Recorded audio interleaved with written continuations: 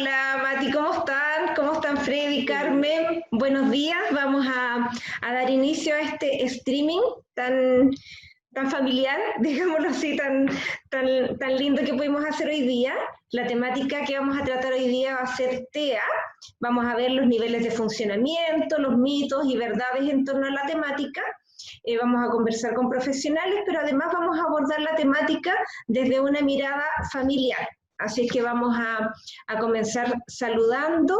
Saludamos a Freddy Alonso, que es el coordinador de la unidad de inclusión, psicólogo. Buen día, Freddy.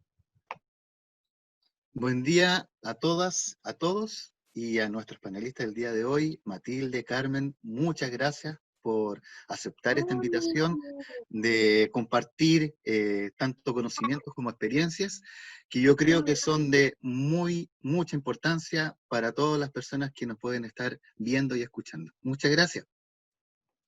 Saludamos también a Carmen Amaya, amiga y psicopedagoga, trabaja también en Centro Infante, trabaja con los TEA de alto funcionamiento. Buen día, Carmen. Hola, buenos días, Freddy, Mati, a la Lore. Gracias a ustedes también por la invitación y por generar estos espacios que considero que son súper relevantes de hablarlo, de normalizarlo, de que es una realidad que existe y que no hay que temer, o en el fondo es algo más que nos acompaña. Así que igual gracias, porque esto también hace que la gente salga de dudas, se eduque, pueda de pronto ahí... No, gracias a ustedes la oportunidad. Que no haya tema que no se pueda conversar, que no se pueda abrir al diálogo, ¿no? Saludamos también, buen día Matilde, gracias por acompañarnos. Sabemos que es complejo cuando en la casa se escucha ahí por detrás la vocecita y que está ahí bien como en tu rol de mamá. Así que agradecemos, y en la comunidad, una Pina también te agradece, porque en realidad ha habido bastante interés respecto al tema. Así que buen día Matilde.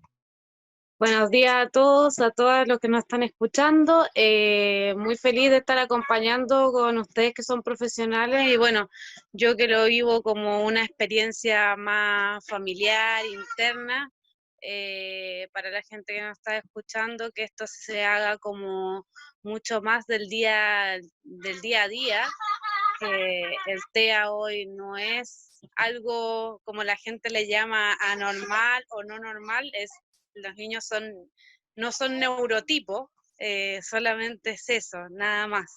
Y que para que la gente que también nos está escuchando, que no vive con este tema y todo, para que se empiece a sociabilizar un poquito más con el tema y sea un poquito más llevadero y pueda, poder entender más a los niños, ya sea en cualquier ámbito, hasta en el supermercado. Entender a los niños y empatizar con las madres, con los padres también, porque no es fácil. Vamos a aclarar, por un tema de resguardo de los derechos del niño, no vamos a nombrar el nombre, ¿ya? Pero vamos a llamarle tu hijo, ¿ya? Vamos a hablar de tu hijo, sin nombrarlo a él. Y bueno, vamos a abrir el tema preguntándole, o que Carmen nos pueda contar un poquito, aquí cuando nos referimos a TEA, finalmente, de qué es lo que estamos hablando. Si hablamos solamente de una cosa o hay una amplia gama de situaciones. Bueno, la sigla TEA significa trastorno del espectro autista,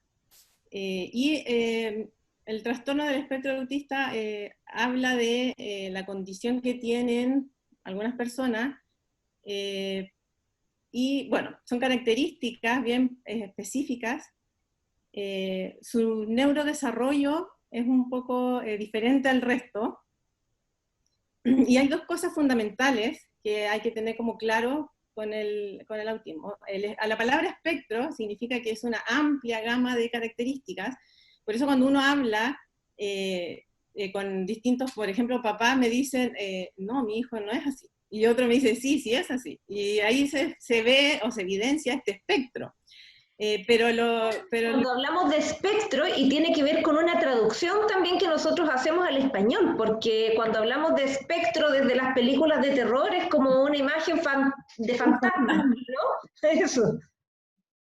Claro, no, esto se refiere a que en el fondo no hay blanco y negro, o sea, no hay dos extremos, sino que hay una gama y hay mucha variedad.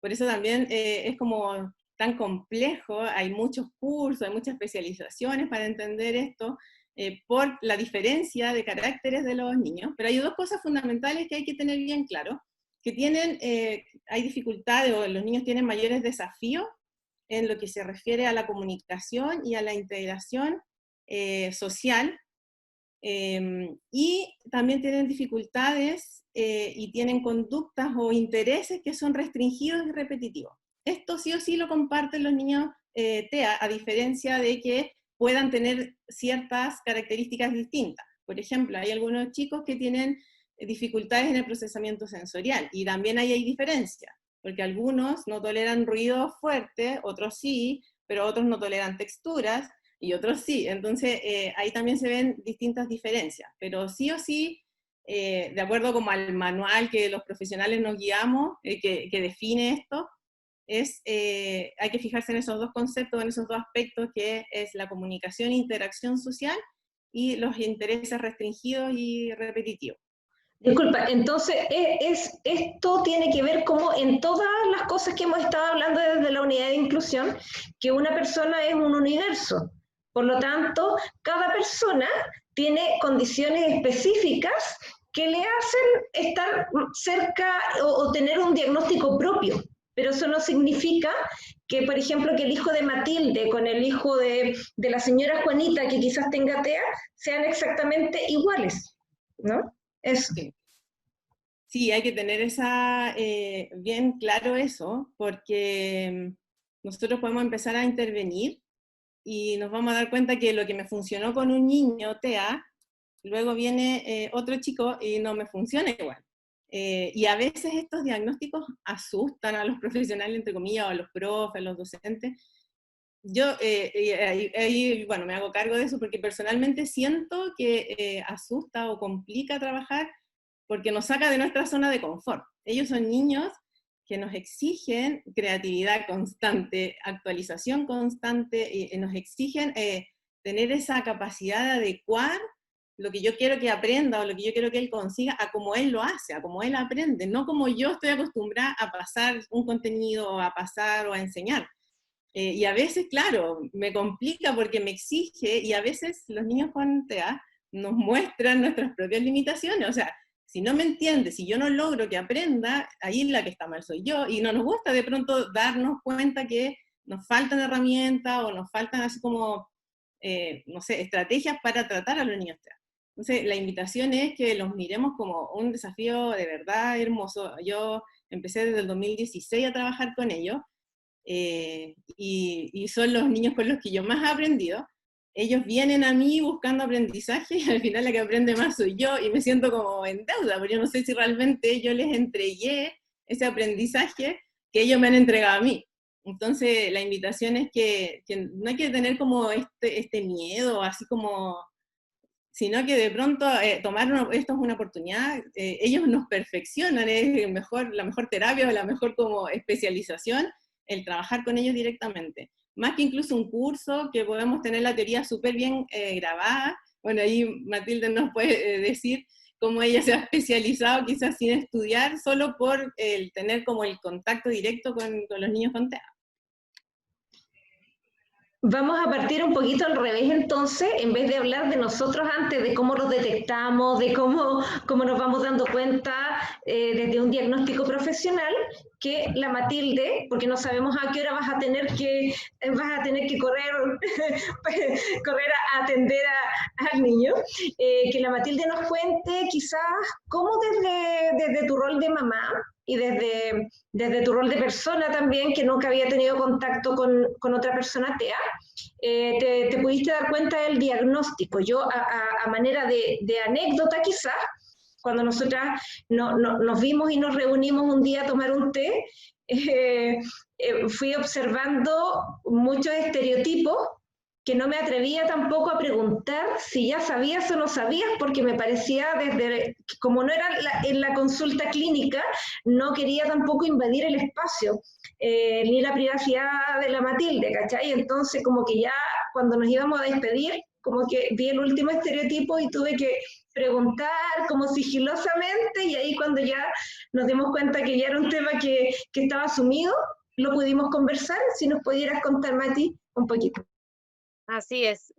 Bueno, hay mamás que no se dan cuenta y también es como hablaba Carmen, que los niños con TEA son un mundo, cada niño es muy particular, entonces uno no sabe si es, si no es. Hay muchos comportamientos de los niños con trastorno de espectro de autismo que también hay niños que no lo tienen, pero que tienen ciertos rasgos dentro del desarrollo.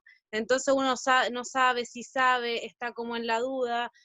Yo me acuerdo que cuando nos juntamos a tomar tecito para mí ya era un tema sumamente asumido. Yo me di cuenta, hay mamás que se dan cuenta a los 2 años y medio, 3 años, no está mal, porque los niños se van desarrollando y uno se va dando cuenta a medida de que ve ciertas actitudes, pero yo como mamá sola y sigilosa con hijo único, miraba todas las actitudes de mi hijo y aparte que compartía un grupo con muchas mamás y veía que mi hijo no iba al mismo ritmo.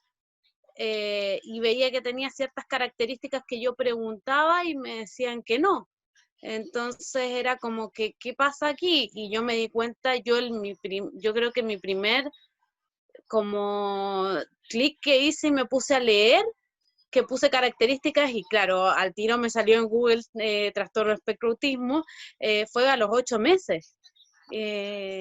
Y yo dije, ya, pero, y claro, lo puede decir, no sé, Freddy, que es psicólogo, todos los psicólogos me decían, madre, tranquilízate, tiene 8 meses y esto hasta los 4 años no vamos a saber, por lo menos hasta los 4 años no vamos a saber por qué Rama va, por qué, o por qué tiene este comportamiento, porque a veces los comportamientos de los niños van como muy rápido y a veces van como muy lento. Entonces yo veía que mi hijo tenía ciertas características como el comportamiento que decía Carmen, repetitivo. Por ejemplo, mi hijo en lo personal giraba todo lo que fuera rueda, le llamaba la atención las ruedas del auto, la rueda, y yo decía, pero ¿cómo se puede divertir tanto con esta cosa? Y claro, para ellos el repetitivo es un placer, que esto, bueno, lo fui aprendiendo con el tiempo. ¿Y qué hago? ¿Se lo quito porque está mal o dejo que sea feliz mi hijo, en el fondo, con lo que está haciendo? Está bien que se tenga una conducta repetitiva, se la tengo que sacar. Si se la tengo que sacar, se frustra, se pone a llorar, una mamá se angustia mucho, porque por lo menos yo que no conocía nada del trastorno del espectro autismo, para mí me estaban hablando en chino básico prácticamente y miraba así como, ¿y en dónde estoy parada y qué hago? Y era una angustia tremenda. Yo creo que lo más importante de una mamá que pueda ver ciertos comportamientos de estas características que tienen, acudir a un profesional que tenga y que lo pueda guiar un poquito, en el fondo que te pueda tranquilizar y que sepas que gracias a Dios esto no es una enfermedad, es una condición. Hoy por hoy hay muchos niños con trastorno de espectro autismo porque se ha conocido muchos temas. Esto no es que ahora hay una gama de niños con más trastorno de espectro autismo, sino que siempre estuvo y no lo conocíamos en el fondo, que vamos conociendo y es súper bueno saberlo, no por catalogar a los niños con TEA, con esto, sino para poder ayudarlos a desarrollarlos, y en el fondo lo que nosotros queremos es que los hijos se desarrollen lo mejor cuando ya no estén en nuestras manos. Entonces, queremos ayudarlos y en el fondo es saber eso, y yo como mamá, quizás soy una mamá sumamente traumada que está todo el día con el tema, pero es porque en el fondo yo quiero que mi hijo el día de mañana se pueda desarrollar súper bien. Sabemos que está el tema del bullying sumamente fuerte, bueno, ahora con el tema de la pandemia no, no hay nada, pero en el jardín, cuando los niños empiezan a tener ciertos, así como hay niños que tienen trastorno de espectro autismo, hay niños que tienen cierta tendencia, quizás por comportamientos que ven en casa, qué sé yo, a hacer bullying, a hacer burlesco y qué sé yo. Entonces lo que uno pretende es que nuestros hijos tengan un comportamiento con un que sean como más a enseñarles a que sean más neurotipos en la sociedad, en el fondo, que es lo que he aprendido yo en el fondo como mamá. No significa que esto esté bien o esté mal, sino que uno aprende con la experiencia para que no sufra. En el fondo eso, nosotros queremos que nuestros hijos no sufran y que no sufran con sus comportamientos y que en el fondo los acepten como son.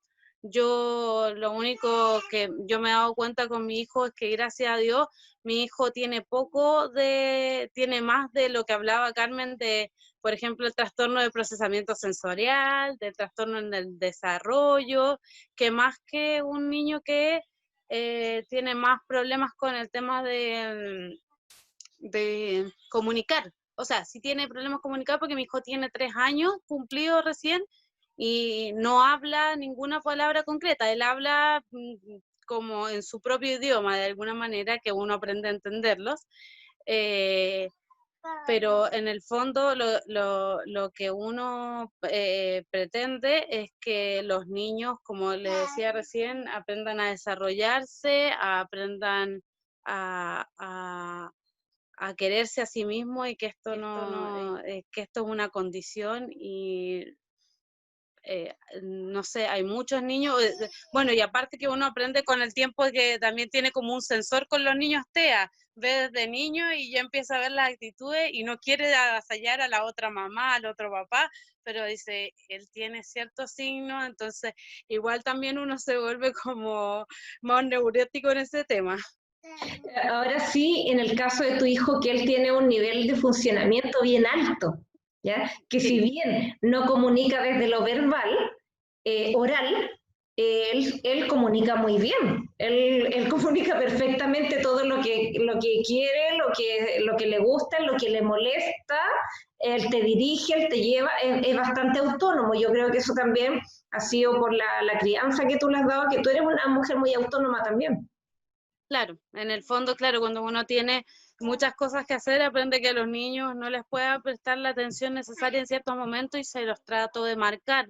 Yo a mi hijo, porque tiene un trastorno de espectro autismo, no le digo no a nada, no es que, no, él aprende a desarrollarse como un niño neurotivo que trata de que es independiente, que todo, que él, y en el fondo mi hijo, gracias a Dios, es como que en la parte del autismo ha desarrollado muy poco con respecto a poca sociabilización, porque mi hijo en sociable es totalmente sociable, él ve una persona y al tiro le tira los brazos y qué sé yo, que en otros niños puede ser que no, y no es mal, sino que uno tiene que ver por dónde el niño se acerca más a la persona, cómo tratar al niño para que se acerque más, porque yo, por ejemplo, es una experiencia personal, cada vez que yo sí aclaro, mi hijo tiene trastorno de espectro autismo, porque si no te empiezan a preguntar, ¿y por qué camina la punta de pie? ¿Y por qué gira? ¿Y por qué? Entonces, yo lo aclaro antes como para que no sea tema, mi hijo tiene trastorno de espectro autismo, un niño, y todo el mundo al tiro lo primero que hace es no tocarlo. Porque eso es muy tipo de los trastornos de espectro autismo que los tocas y les molesta. En cambio, por ejemplo, mi hijo, no, todo lo contrario, le das la mano y él te agarra el codo, el brazo, te da besos. Por eso digo, cada niño es tan particular. Y en el fondo esto le pasa ahora a los 3 años. Puede ser que a los 5 haga no es un retraso, pero puede ser que vuelva y no le guste que lo toquen, porque los niños, como decía al principio, me dijeron, esto es lo que tenemos ahora, no sabemos, y creo que ese es un poquito el miedo de toda mamá con niño con trastorno de espectro autismo, que no sabemos qué va a pasar dentro de un año. pero lo bueno por eso es mantenerse comunicado con psicopedagogos, psicólogos, terapeutas, que te puedan ayudar en el avance y que te vayan dando las herramientas en donde ven, en donde tienen más retraso, en donde van avanzando más, en donde ven que están teniendo poca habilidad y todo eso. Carmen, si nos pudieras hablar un poquito acerca de las señales a las que debemos poner atención en el caso de los niños o adultos TEA. Sí, como bien dijo Matilde, uno lo puede determinar o uno puede observar desde mucho antes, que es lo ideal, porque así a veces buscamos el tema del diagnóstico no como para etiquetar, porque a veces hay un conflicto con el tema de la etiqueta, que a veces es mal visto, o uno no quiere recibir la etiqueta porque la sociedad de pronto no es inclusiva, o tiende a segregar, o a tener muchas creencias erróneas con respecto a ciertos diagnósticos. Pero es importante porque se puede abarcar desde mucho antes. Los niños cerebralmente cuando nacen con un potencial cognitivo mucho más elevado que un niño a los 10 años, por ejemplo, o a los 7 años. Entonces la estimulación temprana y la detección temprana es fundamental. Entonces las señales de alerta que hay que tener en consideración, por ejemplo, es cuando un niño no sonríe uno le hace una gracia a los 6 meses y el niño no se conecta, no sonríe o no establece contacto visual. Ojo que todo esto es relativo, porque también conozco niños que son demasiado expresivos y sonrientes, ¿ya? Pero la generalidad es que ya como a partir de los 6 meses uno observa que no hay esta interacción con esta sonrisa, no hay presencia de balbuceo, y a partir ya de los 12 meses no hay, y eso ya es complicado, porque el balbuceo es como a los 6, 5 meses, los niños deberían estar balbuceando. Si ya a los 12 meses no hay presencia de balbuceo, ahí también hay que tener ojo. También hay que tener ojo, por ejemplo, cuando el niño no manifiesta sus intereses, o aunque no hable, ojo, que no hay que confundir comunicación con hablar, ¿ya? Y aunque no hable, si este niño no me comunica a mí, si mi hijo no me está comunicando que quiere una pelota, no apunta, no tiene estas como señales de comunicación, ahí también hay que tener ojo.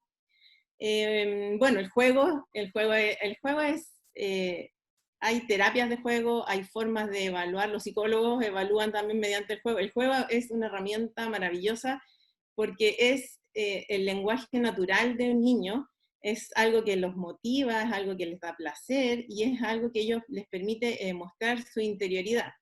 Y como dijo Matilde, hay que evaluar y observar el juego de los niños. Y si este juego no tiene como una función específica, no es imaginativo, el niño, por ejemplo, si no usa un zapato y lo usa como teléfono, de pronto si no hay este tipo de juego, y es un juego un poco más repetitivo, y es un juego que en el fondo no tiene como un sentido, sino que para él sí, pero como para el resto no, también hay que tener ojo ahí en cómo juegan los niños. Bueno, eso a grandes rasgos. Lo principal es como la interacción que existe. Hay otro aspecto también que es súper fundamental, que se llama la atención conjunta, que es cuando no es mirar los dos al mismo objeto, sino que es tener esta como complicidad con la mirada, y que con la mirada podamos comunicar. Por ejemplo, si a un niño se le cae el llavero, el niño mira el llavero y mira al papá, y el papá lo mira y se miran así como, oh, ¿qué pasó? Como queriendo decir, mira lo que ocurrió, solo con las miradas. Esa es la atención conjunta, que tampoco está como desarrollada en los niños, y ahí esto también podría ser un signo de decir algo está pasando. Carmen, es importante también quizás explicarle a la gente que todos estos indicadores que tú vas nombrando se tienen que dar en conjunto. No es que solamente porque se cae el llavero, el niño no te miró o no se quisieron decir lo mismo, es que ya tu hijo va a tener un diagnóstico TEA. O no solamente porque no hable, también va a tener un diagnóstico TEA, sino que estas cosas se van dando en un conjunto, y como que la sumatoria de estos indicadores finalmente arrojan el diagnóstico, ¿no? Sí, a veces tenemos esa como manía de todo, hacer que todo tiene un diagnóstico. el niño le gustan los dinosaurios, ¿qué me ha pasado? De hecho, hay alumnas que cuando hablamos de este tema me consultan, a mi hijo le están gustando los dinosaurios y se quiere aprender los nombres y se asustan, y yo, relájate, si no viene acompañado de una serie de elementos, porque esto hay que tener claro que es, como muy bien dijo Matilde, no es una enfermedad, de hecho eso es un mito, o sea, es como que se crea que es enfermedad, sino que es una condición, y es una alteración del neurodesarrollo, o sea, es algo como de la estructura neurológica de los niños TEA. No es algo como que tiene que ver con preferencias, porque hay un momento en que a los niños sí les gusta un aspecto específico, ellos son repetitivos como por sí, es su forma de aprender. Ven una película 1, 2, 3 veces, utilizan un juguete 1, 2, 3 veces, pero todo eso por eso, hay que observar, pero no alarmarse, y ir viendo la evolución. Esto si no evoluciona, y si a eso se suma problemas para comunicar sus intereses, para comunicar lo que le pasa, si a eso se suma que tiene estereotipas, si a eso se suma que tiene un juego que no es simbólico, claro, ahí uno podría hablar de un cuadro de autismo, pero así por sí solo, como dijo Lorena, no, y hay que tratar de evitar eso, porque a veces creemos que tenemos como el conocimiento, y empezamos a observar características y empezamos ya a catalogar o a diagnosticar, y no es la idea tampoco, porque eso también cae mal de pronto a los que son los padres de esos niños. Siempre con el respeto, siempre respetuoso. Disculpa, Carmen, y también un poquito que a mí también me asustó, es todas estas cosas que tú dices, también se dan como en edades, porque a veces, yo por ejemplo, en el caso particular de mi hijo hasta los 2 años y tanto, no hacía nada, ni contacto visual. O sea, era una cosa desesperante, angustiante, lo cuento como mamá, era no contacto visual, también esas cosas de te doy un teléfono y juega que llamas, nada, o sea, no, una muñeca que tiende no sé, a mecerla o agarrar una mamadera y tratar de darle leche, nada. Y mi hijo, te estoy hablando 2 años, 4, y mi hijo hoy cumplió 3 años y agarra su muñeco del perro Chocolo y le trata de dar mamadera, y yo lo llamo por su nombre y me mira así como por el tono vocal cuando lo estoy retando, y me mira así fijamente, ya fija los ojos, tiene un contacto en su momento. Entonces también para que la gente, si a los 8 meses no tiene un contacto visual, no significa que sea un niño con trastorno de espectro de autismo, sino que vayan viendo la evolución, porque también es importante eso que yo, por ejemplo, la evaluación que le hicieron a mi hijo al año 4 meses, hoy a los 3 años es totalmente diferente, y dentro de un año puede ser totalmente diferente, para mejor o para peor, pero en el fondo uno va viendo los avances, y como que las mamás que escuchan que tienen un niño con trastorno de espectro de autismo, que hoy no haga, que a mí me asustaba mucho, yo llegué a ir a un fonoaudiólogo a preguntarle si mi hijo era mudo, a ese toque. Entonces, que no se asusten si ciertas etapas no las cumplen a su edad, porque a veces estos niños están mucho acompañados como de un retraso en el desarrollo, que son como más niños, cumplen los objetivos después. Y eso lo he aprendido con el tiempo, y yo, por ejemplo, estoy súper contenta de lo que es mi hijo, y a los 3 años, que hace 8 meses atrás no pensaba que iba a cumplir. Yo decía, pucha, a los 4 años quizás me haga contacto visual, y hoy es totalmente diferente. Chiquillos, esta es una consulta que nos aparece aquí nos escriben, en Montserrat Castillo nos está preguntando cómo abordar las crisis, cómo abordar las crisis en los niños TEA, porque los niños TEA, bueno, estas crisis es cuando ellos se descompensan, que nosotros les llamamos. Entonces quizás Carmen va a tener una opinión como psicopedagoga, Freddy como psicólogo, Matilde como madre. Yo creo que la opinión de cada uno es súper importante de cómo podemos, desde las distintas expertise, abordar una descompensación, digámoslo así, o una crisis en un niño con TEA. Bueno, desde mi experiencia, y bueno, desde también lo de los consejos, acá es fundamental las redes de apoyo. Uno no trabaja solo. Cuando uno trabaja con un niño TEA, lo principal es la comunicación con los papás, porque ellos son los que más conocen a estos chicos, lo que les gusta, lo que no, qué cosas generan que se altere. Entonces, esta conversación se debe tener antes de empezar a trabajar para uno también poder anticipar. Y con ellos, eso es lo fundamental. Saber hacer como un estudio o un análisis de su conducta, de ver qué cosas a él lo alteran para evitar eso. Por ejemplo, si yo llamo a mi pareja a gritos, y lo llamo y le grito, y eso altera a mi hijo y hace que en el fondo tenga como una descompensación, evitar eso. Pero yo tengo que conocerlo primero. Entonces es súper importante estar alerta a estas conductas. ¿Qué cosas lo alteran? De pronto un mono animado, o de pronto un tono de voz que ocupo, o de pronto un aparato de la cocina.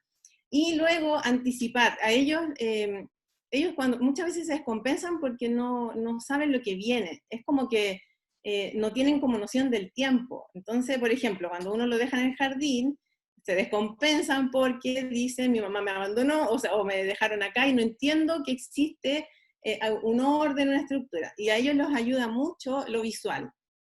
Mientras más canales usemos para entregar la información, es mucho mejor.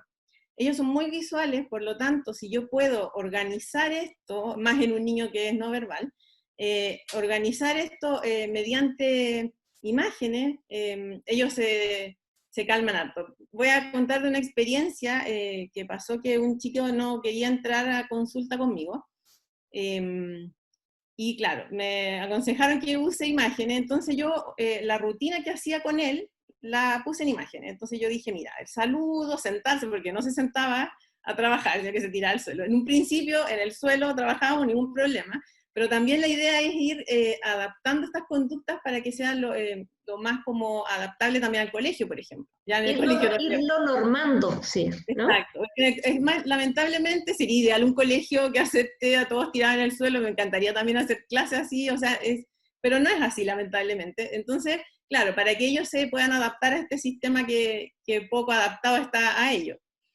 Y claro, entonces yo le dije sentarnos, saludar, sentarnos, hacer tarea, un premio que a él le gustaba, ver unos monitos específicos, entonces le ponía el monito, y luego en la puerta de salida. Y yo iba quitando, porque estaban pegados así con velcro, iba quitando o iba tachando lo que ya hacíamos. Y sabes que eso bajaba mucho los niveles de ansiedad, porque él miraba, viene esto, luego viene mi monito, entonces si yo termino la tarea, viene el premio. Y luego viene la mamá o la salida. Entonces eso los ayuda a anticipar lo que va a venir, por lo tanto baja mucho los niveles de ansiedad. Es como un pictograma de secuencia. Exacto, sí, se usan harto los pictogramas, sí. Y lo otro, bueno, que yo estaba trabajando con un chico que yo no sabía que le molestaba el ruido de los ladridos de los perros. Y en la consulta donde yo trabajo, efectivamente hay perros, los vecinos tienen perros, y empezaron a ladrar todo al mismo tiempo, y él se descompensó mal, lloró, todo. Y ahí, bueno, no usan mucho las palabras, sino que él vea, porque no es significativo, cálmate, si no pasa nada, no. Entonces yo lo único que hice fue mira, y cerré la ventana, y le puse una música como relajante, pero ya después averigüé qué música le gustaba, pero en ese momento, como para salir, puse una música así como relajante, y lo llevaba como a que escuche la música, la puse bajito, entonces él necesitaba bajar esa ansiedad para escuchar la música, y ahí de a poquito se fue calmando. Cuando ya se alejó como estresor que eran los perros, pero eso también uno lo va aprendiendo en el camino, y lo importante es siempre estar alerta. Para mí la mejor terapia es conocer al niño, más que hay muchas sugerencias, pero lo mejor es conocer al niño, tener comunicación con los papás, qué cosas le gustan a ese niño específicamente, qué cosas alteran a ese niño específicamente, porque al ser un espectro, lo que a uno le altera, a los otros no.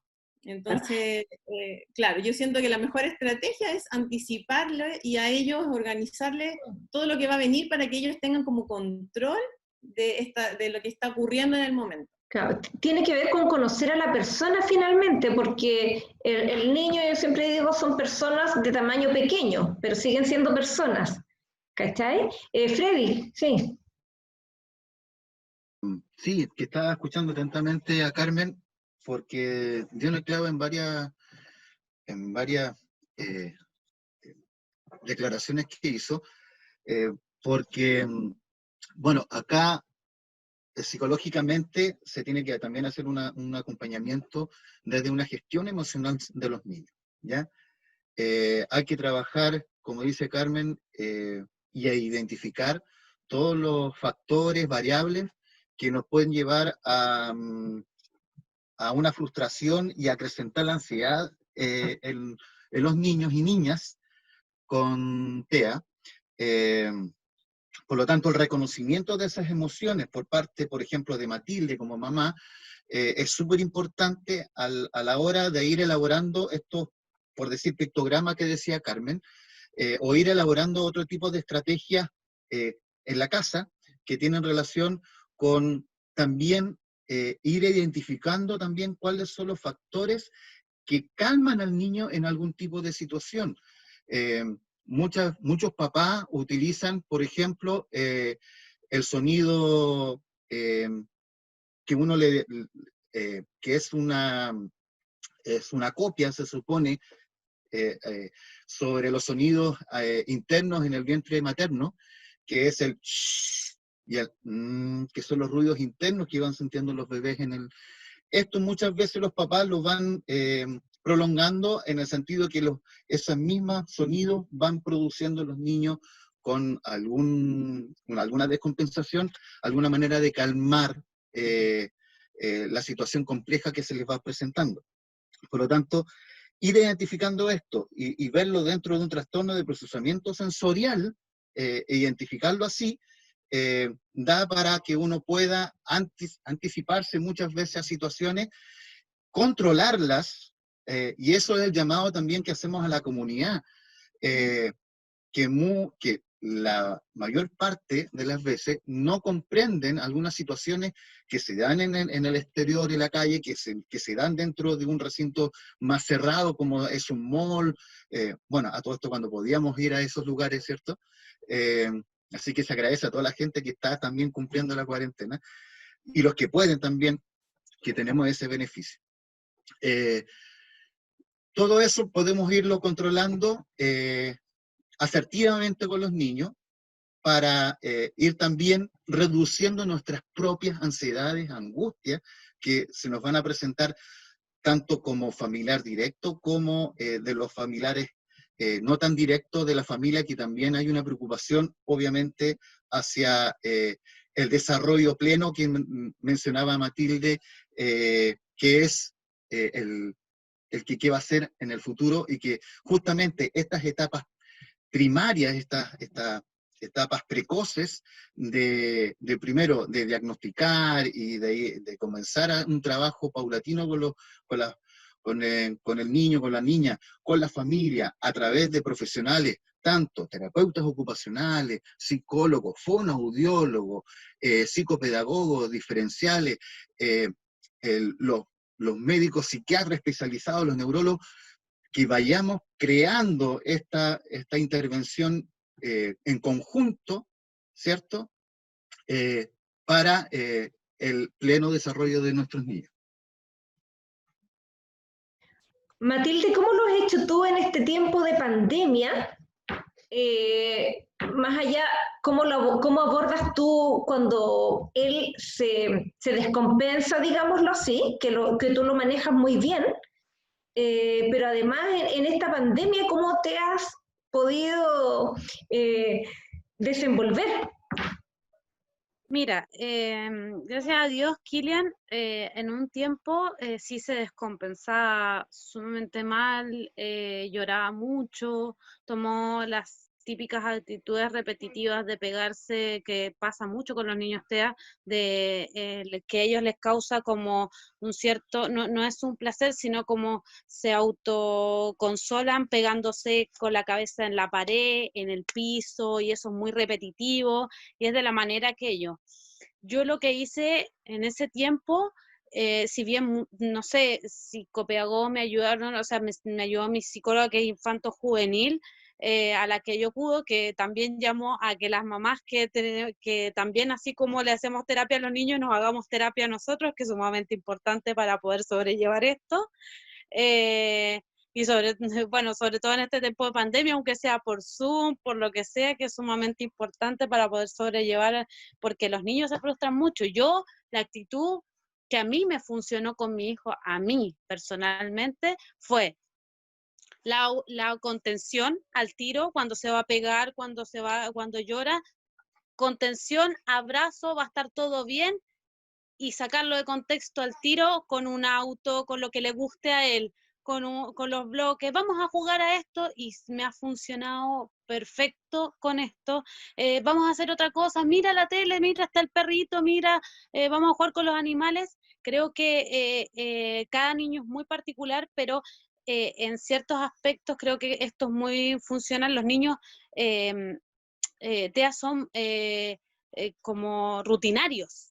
Entonces, si hoy probamos una cosa, mañana probamos otra, no nos va a funcionar. O sea, por lo menos a mí, yo al principio no lo entendía y trataba todos los días de cambiarle, y claro, más frustración causada en el niño. Entonces dije, no, voy a ver, ¿cómo se hace? Mi hijo es de los abrazos, le gustan los abrazos, ya, contención. Y sacarlos de contexto, creo que eso le funcionaría a cualquier mamá, del tema de los ruidos, de lo que está pasando en el exterior, que a ellos lo saca de contexto, el darle como una atención propia con un juguete, con televisión, yo sé que igual no es muy propio el tema de la televisión, pero por hoy los niños ya no saben qué hacer, así que miran mucha tele, muchos juegos, y bueno, y también obviamente me ha funcionado el tema de quiero decir, lo que no me ha funcionado, el tema de la autoconsolación. Eso yo por lo menos en lo particular no me funcionó, y creo que hasta lo hizo retrasarse un poco. Cuando yo decía, no, el niño se tiene que tranquilizar solo porque está haciendo una pataleta, y dejarlo solo ahí sentado, a mí en lo personal no me funcionó y no funciona. Sí. Y eso es lo interesante, Matilde, porque ya te diste cuenta, y entonces esa estrategia en específico para tu hijo no sirve. ¿Me entiendes? Quizás en un tiempo más, donde se vayan trabajando y desarrollando habilidades que nos acompañen a crear esa. ¿Me entiendes?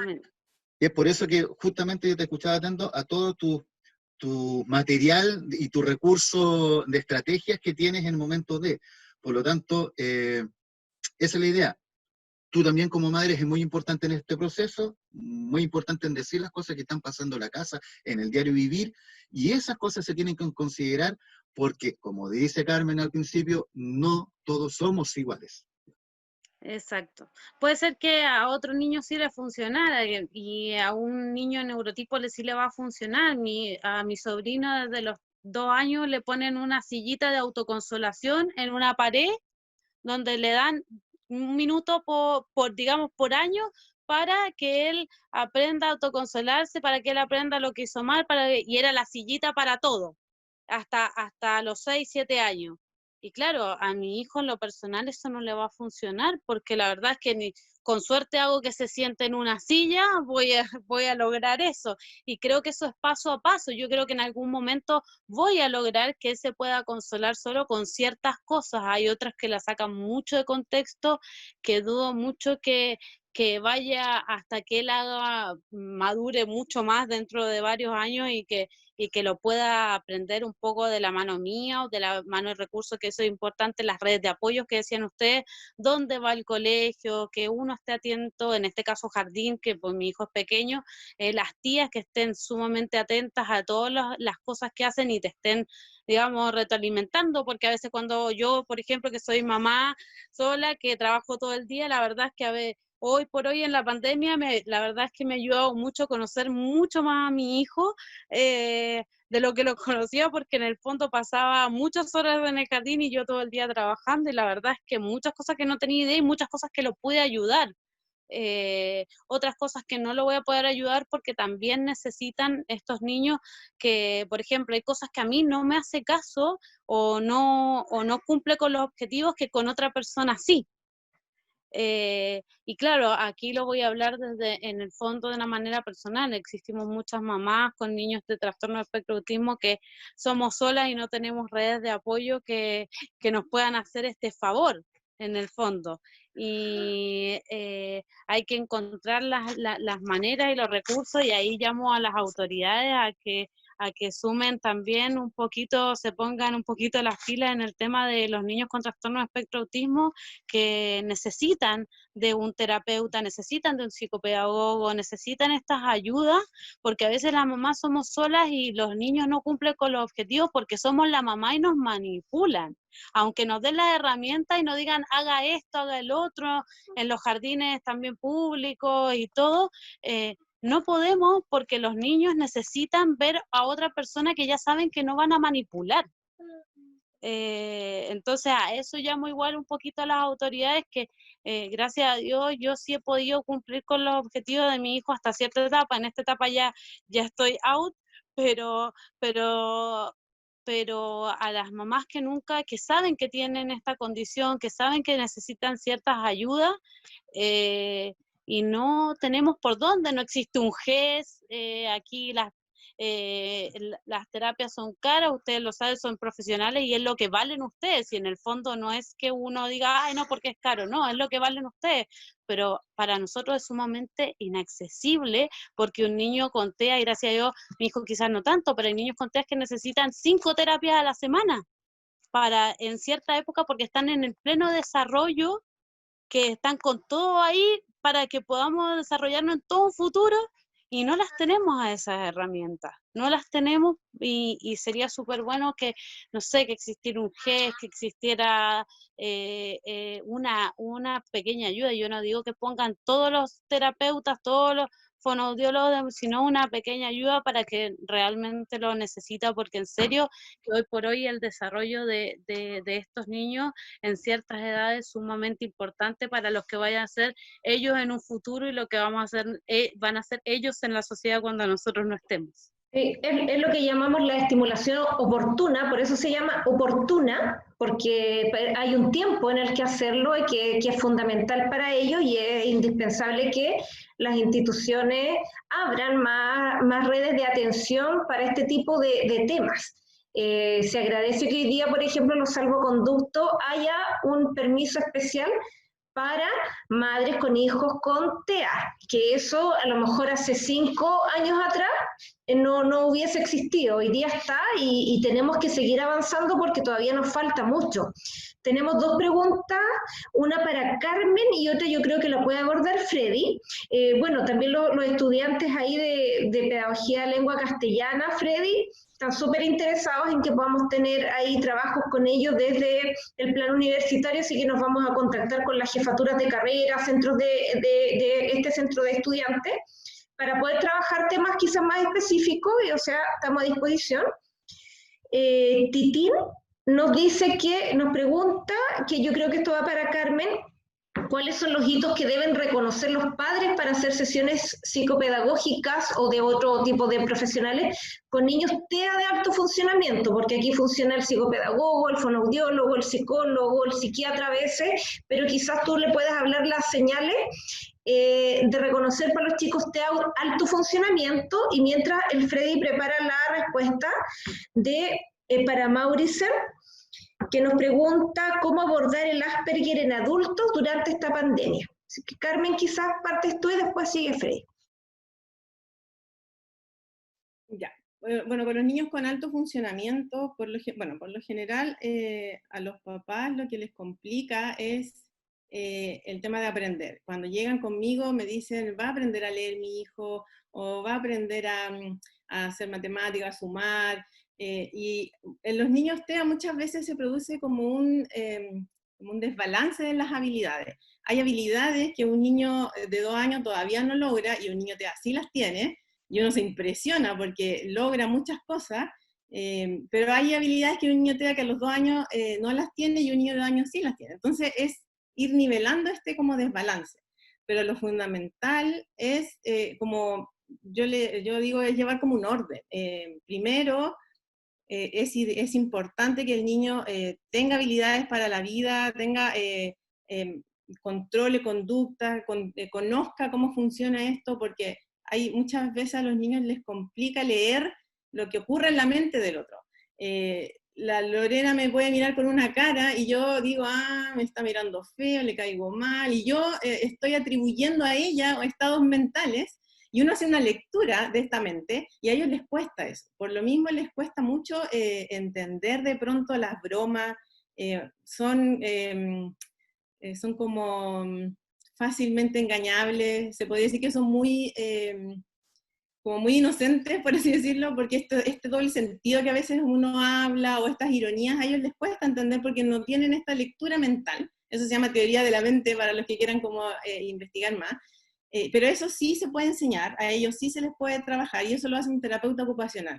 Que ideal que el terapeuta le diga, esto ocurre en este contexto, esta mirada significa tal cosa, para que ellos puedan estar como nivelados. Insisto, cuando ya llegan al psicopedagogo, llegan por temas netamente de aprendizaje, pero es importante cuando yo hago intervención que la parte conductual y la parte del lenguaje ya esté como nivelada. Yo muchas veces he desistido de estimular cognitivamente a un niño TEA cuando no tiene conducta, por ejemplo, o cuando no tiene un lenguaje muy desarrollado.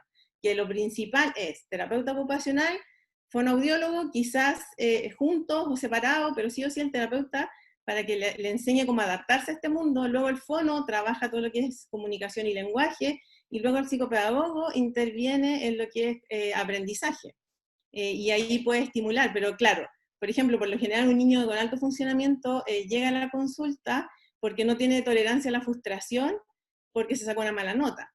Y eso también tiene que ver como más conducta que aprendizaje. Entonces, cuando un niño, a nivel conductual y a nivel del lenguaje, hay una nivelación y hay y esas habilidades se están trabajando en terapia, a nivel pedagógico es súper poco lo que necesitan, la verdad.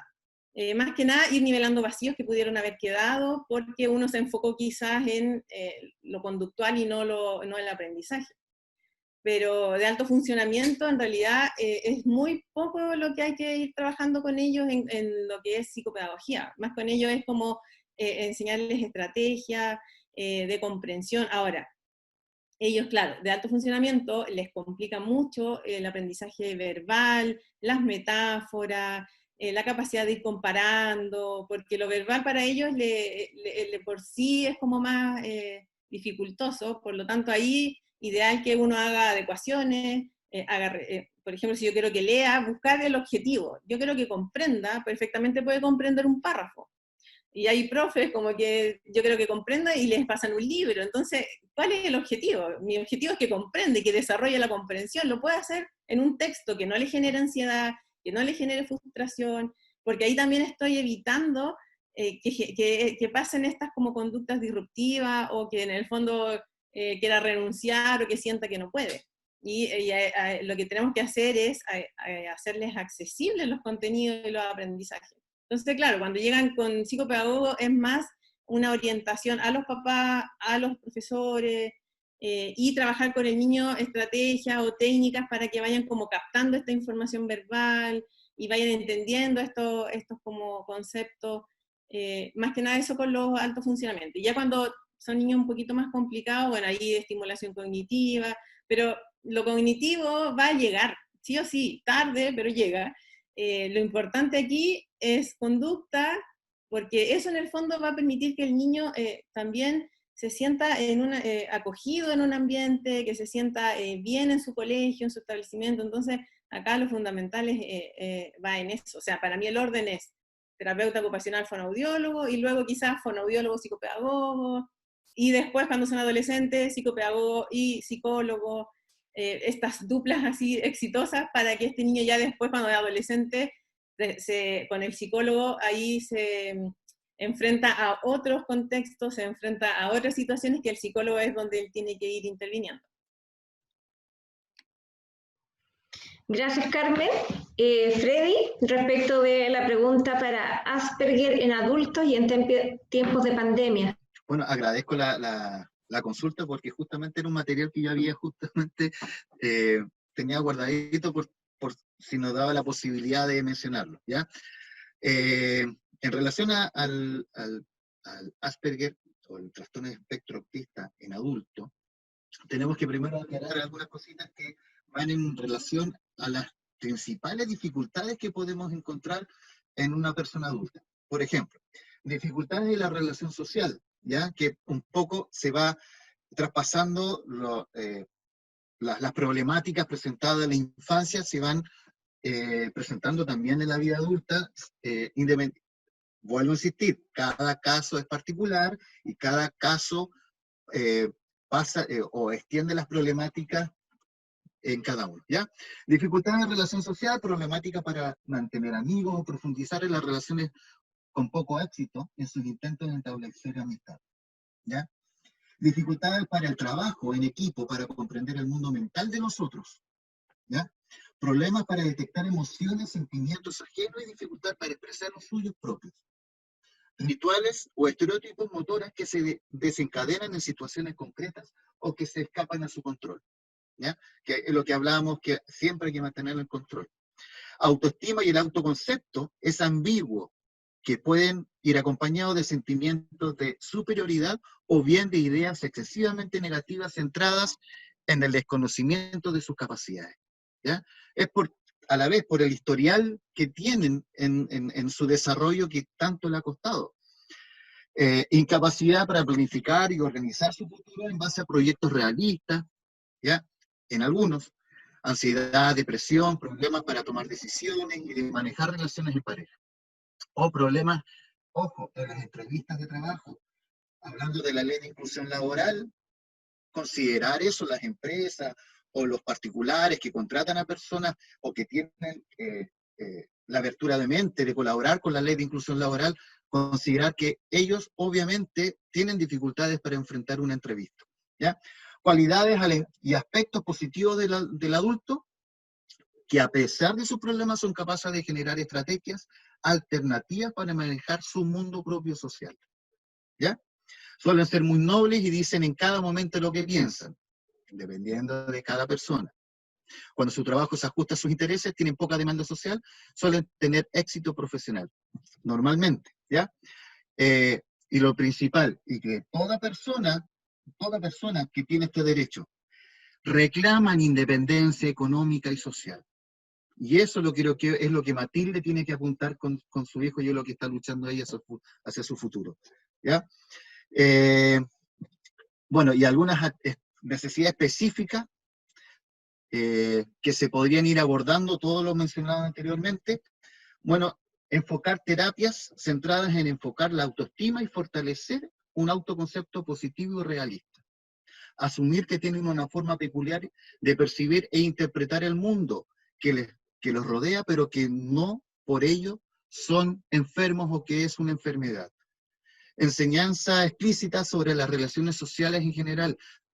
Debemos ser bien concretos a la hora de abordar los límites dentro de los aspectos sociales, tanto de grupos minoritarios o de grandes grupos. Mediador social y laboral que le ayuda a generar estrategias para desenvolverse con éxito en su mundo laboral, ¿ya? Minimización de distractores ambientales en entornos laborales, ¿ya? Acá yo me voy a retroceder un poquitito, acordándome de mi tiempo que trabajaba en escuela. Había una profesora que comentaba de que de un momento a otro, el chico que tenía su diagnóstico TEA, de un momento a otro no lo pudo controlar más. ¿Qué pasó? Que justamente era la semana de 18 de septiembre y la tía o la profesora el fin de semana fue a preparar la sala y la adornó con adornos de las fiestas patrias. Entra el niño y por eso que llevaba 3 días que no lo podía controlar dentro del aula. Eso mismo, hace un ejemplo tan concreto, es lo que pasa en todo proceso y en todo desarrollo y puede traspasarse a nivel adulto, ¿ya? Minimizar los distractores ambientales trabajos con baja implicación social o dentro de la casa, tareas concretas, ¿cierto? Rutinarias que colaboren tanto a la armonía familiar, ¿cierto? En colaboración, como también el sentirse protegido, útil, válido, dentro también en un engranaje social pequeño que es la familia, ¿ya? Tareas bien secuenciadas y con un principio de fin y claro, y con plazos también definidos también internamente si están en la casa o también si esto lo vamos a traspasar al ámbito laboral, ¿ya? Es un poquito la explicación de cómo ir abordando algunos temas de TEA en las personas adultos, y lo principal es considerarse flexible ante las situaciones estresantes que se les van presentando. Hoy en día en cuarentena tenemos que ser más flexibles que todo. Me quería retroceder también algo que señalaba Matilde sobre el llamado a gobierno, ¿ya? También podríamos sumar, sería un lindo gesto, que aumentaran las horas de ausentismo laboral de las personas en relación a poder ir a atender a una persona familiar en situación de discapacidad o en este caso con una condición de autismo, ¿ya? Es por eso que me sumo a las palabras de Matilde. Tenemos que seguir trabajando como sociedad, tenemos que seguir trabajando todos, universidad, comunidad, para que nuestro futuro social, no estamos hablando de las personas individuales, nuestro futuro social como país sea acorde a las capacidades que tenemos todos y cada uno de los ciudadanos que viven en Chile. Gracias, Freddy. Yo quería aportar que respecto de las situaciones para los Asperger, principalmente adultos que están en casa hoy día en pandemia, yo creo que si hay alguien que ha podido aprovechar de buena forma este encierro, esta distancia social y esta rutina que se hace en pandemia, son justamente los Asperger, porque es como quisieran estar siempre, ¿cachai? Alejados de la gente, trabajando desde una plataforma lo más lejos posible con la rutina establecida. Entonces, si hay algo que podemos sacar quizás, bueno, que para ellos es el escenario más cómodo, ¿ya? Sí, Matilde. Ahora, te iba a decir, ahora el tema que es una preocupación que creo que tenemos todos con TEA y más el Asperger, es cuando no se trata de adultos, si se trata de niños, la reincorporación, volver a sacarlos, porque esto para ellos es confort. Para mi hijo esto es confort porque está todo el día con su mamá le enseña, su mamá es más flexible, porque uno también se pone más flexible ante la situación de que no pueden salir de casa, porque en lo particular, claro, existe y yo en lo personal no lo ocupo mucho, existe para sacarlos a pasear, pero uno no sabe si los está arriesgando más, o le está haciendo un bien o le está haciendo un mal, porque estamos en una crisis de pandemia, no es que no nos están dejando salir por otra cosa. Entonces, yo sí lo saco una vez a la semana, quizás 2 veces, a un lugar sumamente alejado, donde mi hijo tiene contacto con animales, que es lo que he podido hacer que le beneficie más que le perjudique. Sabemos, también hago un llamado a que también porque los funcionarios públicos, no sé, carabineros, ejército, o los mismos guardias de supermercado de esto, cuando nosotros somos mamás solas y tenemos que salir con nuestros hijos, un niño TEA es intolerante a las mascarillas, nosotros no podemos hacer nada contra eso, y que no te dejen entrar a una farmacia y estar peleando y explicando la condición de tu hijo delante de toda la gente, casi peleando, porque se vuelve una frustración. Que hago un llamado que, por favor, si nosotros andamos con un carnet de discapacidad, que si andamos con un certificado de un neurólogo, de esto, que sean más accesibles. No digo que nos den pero obviamente que si yo voy sola con mi hijo a la farmacia porque tengo una urgencia y no tengo con quién dejarlo, y es un niño TEA y no se ha puesto, o se saca la mascarilla y me retan, o me quieren dejar afuera, que por favor también se involucren un poquito más en el tema, desde las instituciones, más estoy hablando, desde los políticos hasta, porque esto va por el grado, que le enseña a los políticos, los funcionarios, los guardias de supermercados y así, que los ambienten un poquito a que también se pongan un poquito más tolerantes con esto, porque se nos hace sumamente difícil.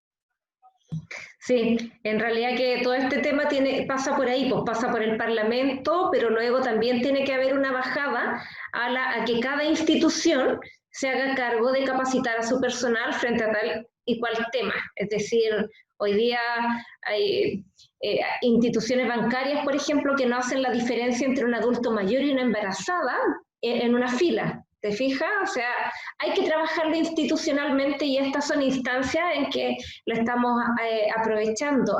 Ya tenemos que ir redondeando el cierre, pero había una persona que nos hablaba acerca de las terapias con animales y había otra especialista, parece que le respondía ahí que esto tiene que ver, como lo dijimos en un principio, con cada persona. Hay algunos que se llevan mejor, otros peor, pero finalmente lo que se trabaja con el animal es justamente trabajar la temática de la empatía, de la emocionalidad. Como ellos conectan poco, bueno, los animalitos conectan mucho con las emociones y los niños particularmente TEA conectan mucho con esa emoción del animalito. Entonces es bien lindo verles interactuar emocionalmente y con esa facilidad. Yo creo que tiene que ver también con la limpieza del alma entre los animales y los chiquillos con TEA. No sé si hay alguien que quiere decir algo más y ya para ir haciendo el cierre de este tema porque ya tenemos que ir cerrando. Mi hijo está compartiendo como un poco, pero con unos caballitos, y esa conexión es increíble. Tanto, no solamente yo, para mí es algo muy raro, no solamente él con los animales, sino los animales con él. O sea, podemos haber dos personas y él, y el caballo se va para el lado donde va él. Es increíble la conexión que tienen y es sumamente bonito. Y mi hijo viene con otro aire, mucho más relajado. Yo sé que igual es complicado, pero hasta con un perrito, ellos como que ellos en los infantiles me refiero, que les cuesta conseguir esa interacción con el de la misma edad, con el niño de la misma edad. Con los animales se entienden sumamente bien porque, aunque suene raro, ellos tienen como las emociones mucho más como los animales, porque actúan directamente por la emoción, por lo que sienten en el momento, por eso es que se interactúan mucho más, y es súper bonito. Yo, a la persona que dice que la terapia con los animales, claro, depende de cada niño. Hay niños que no quieren saber nada con los animales y tampoco hay por qué obligarlos, pero sí tienen la oportunidad de tener un perro en casa, que interactúe con un animal, por lo menos a mi hijo le encanta y le hace súper bien. El ronroneo de un gato. Sí. Es curioso que los michis son como bien, como distantes, pero con ellos no son distantes. Sí, eso es lo lindo y es verdad lo que dice la Matilde, es decir, no solo la conexión del niño, sino que la conexión del animal hacia el niño. Por eso te digo que debe haber algo especial ahí que se conectan las almas, pero es bien bonito verlo. Carmen, si quieres decirnos algo ya para ir cerrando y después cada uno se despide y nos vemos la próxima semana. No, bueno, a modo como de reflexión final, decir que, bueno, dejar abierta la invitación que hice igual en un principio, trabajar con niños TEA, el empezar a uno generar acciones para que ellos puedan ambientarse como a este mundo un poco ingrato con ellos, de verdad que es un aprendizaje, una experiencia muy linda, es una experiencia que a uno nos perfecciona mucho. Yo escuchaba a Matilde, y no sé cuántos magíster habrá hecho en TEA, yo creo que es increíble la especialización que sabe, y solo por ser una mamá que está constantemente trabajando y interactuando con su hijo. Si queremos ser especialistas en este tema, hay que atreverse a trabajar con ellos, hay que atreverse a que nos desafíen, porque la verdad que es un desafío muy lindo, y que de pronto frustrarnos, no me resulta esto. Yo muchas veces estuve a punto de tirar la esponja, pero ahí obviamente uno se apoya. Yo trabajo con un equipo de terapeutas, y no, dale. Y cuando entendí que no era mi ritmo, sino que era el ritmo de él, todo fluyó. Porque yo acostumbrada a que, no sé, en una semana se aprendían las vocales, en un mes ya leían sílabas, y como que con él no me pasaba eso. Y claro, y cuando entendí que no era ni mi metodología ni a mi ritmo, y empecé a verlo, a observarlo y a hacer lo que a él le gusta y a hacer cómo él se conecta, se logran muchos aprendizajes y muchas cosas así muy, muy lindas. Y por eso es la idea, la invitación es esa, a que seamos más inclusivos en todo aspecto. A veces los profesores como que tienden rechazo, los colegios, no es que este colegio no es para él, es para su hijo. O sea, todos los colegios son para los niños. O sea, tenemos que ser inclusivos, pero una inclusión real. Entonces eso quiero como dejar en realidad como ese desafío y esa invitación. Todas las instituciones son para todas las personas, sin distinción. Eso. Bueno, darte las gracias, Carmen, por tu tiempo, por tu disposición. Matilde, si te quieres despedir de nosotros, también agradecerte de antemano tu tiempo, tu disposición y tu cordialidad, igual que la Carmen. No, gracias a ustedes. Para mí también es una terapia hablar de esto, porque a veces es como que uno vive la realidad de otra manera, entonces como que nadie te entiende, tú le estás hablando del tema y es como que también es como lo que me pasaba a mí antes, que quizás si alguien me hablaba de este tema yo no entendía nada. Entonces es rico hablar con profesionales como ustedes que saben un montón del tema, que uno también aprende. Y aparte de lo que decía antes de la otra manera, que los que escuchan también, que no tienen niños, que no están relacionados con este tema, también aprendan un poquito, y que cuando se encuentren con una persona así ya van a saber un poquito cómo es este tema, y va a ser mucho más como calmo, y no estar así como alejado, no lo toco, no lo miro, ¿qué hago? Va a ser como algo mucho más normal, a pesar de que cada niño es particular. Y para cerrar el tema, agradecerles a ustedes. Cualquier cosa, yo estoy acá feliz de compartir, aparte, bueno, con Carmen y con la Loli, que le tengo un montón de cariño, que las dos me han ayudado un montón por distintos lados. A Carmen con mi hijo ahí un montón, haciéndome libros y todo, así que yo sumamente agradecida. Y nada, llamar también al tema social, inclusión, a las autoridades a que se pongan un poquito las pilas, que estos niños, el día que lleguen, que pisen la puerta del colegio, me estoy refiriendo a la básica, que ya es digamos, lo obligatorio, no lo pisen con miedo, no lo pisen con dudas, no estén adaptados totalmente. Para eso se hacen estas terapias, para que el día que se sienten en la silla, como decía Carmen, no se acuesten en el piso, sepan que tengan que sentarse en una silla, el resto de los compañeros no se burle, haya menos bullying, esto sea mucho más normal, y que sepan tratarlo, tanto los niños como ellos, y ellos sepan adaptarse a la vida. Eso, nada más. Gracias. Bueno, es así como se construyen redes, así que aquí vamos a estar para lo que nos necesite. Y bueno, esperando que tu hijo crezca, para que pueda ingresar a nuestra Universidad Arturo Prat, donde le vamos a estar esperando. Nos faltan por lo menos unos 17 años, pero vamos a estar estos 16 o 17 años con el Freddy esperándolo pacientemente cuando tenga que ingresar para acompañamiento. Seguro que sí. Freddy. Sí, agradecer a Carmen, agradecer a Matilde, a ti Lorena, nuevamente, de que sirves de moderadora de esta intervención tan bonita, este conversatorio que estamos haciendo cada semana, que está teniendo repercusión social, nos hemos estado dando cuenta, agradecemos la respuesta positiva, las críticas positivas, críticas negativas que podemos recibir. Estamos todos también aprendiendo esta nueva modalidad de trabajo. Queríamos acercarnos también a la comunidad, no solamente institucional, UNAP, que nuestra casa matriz, que nuestra casa máster, ¿no es cierto?, que para ir profundizando estos temas de concientización, sino también acercar la temática a la ciudadanía, y con un lenguaje que veo un agradecimiento también de alguien que nos estuvo viendo, un agradecimiento en el lenguaje, también bajar la dificultad en el lenguaje, que ayuda también a la comprensión mucho más amplia de las personas. agradezco a todas las personas que también comentaron, y sobre todo un especial saludo a nuestro compañero de trabajo, don Héctor Moya, que también estuvo atento, porque yo sé lo importante para él la temática y que también es una temática importante para nosotros, así que nos sentimos con Lorena muy acompañados por este comentario, Héctor, amigo mío.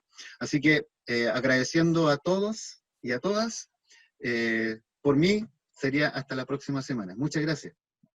Gracias a todos y a todas también por hacer de estos espacios más inclusivos, abiertos, así que próxima semana vamos a tratar de tener ahí un terapeuta ocupacional, a ver en qué nos puede aportar, que Freddy va a concretar la, la invitación.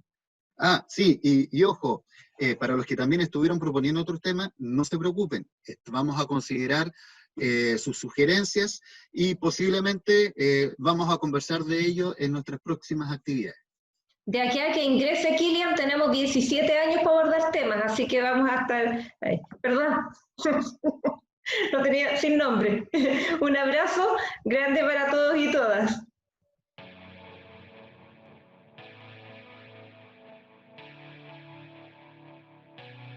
Universidad Arturo Prat, la universidad que quiero, acreditada.